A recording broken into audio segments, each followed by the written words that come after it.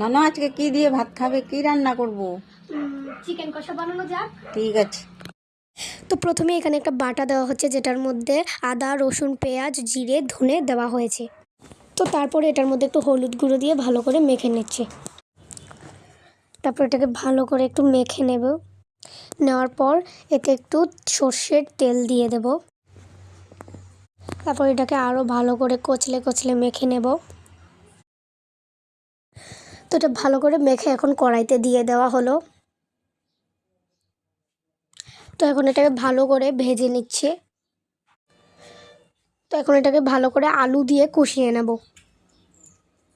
তো এবার এটাকে কষা করে ভালো করে নামিয়ে নেব। তো দেখো এটা নামিয়ে নেওয়া হয়েছে, আর কি সুন্দর দেখতে লাগছে। তো তোমরাও যদি বানিয়ে খেতে চাও এরকম, তো তোমরাও বাড়িতে বানাতে পারো। এরকম আমাদের ভিডিও দেখে বাড়িতে বানিয়ে নিও। তো এই যে এখন একটু চিকেনটা একটু খুলে নিচ্ছে, দেখো একদম সফট হয়েছে চিকেনটা। এখানে একটু রসুন নিয়ে নিচ্ছে। তখন দুটোকে ভালো করে মেখে খাবো। দারুণ দারুণ।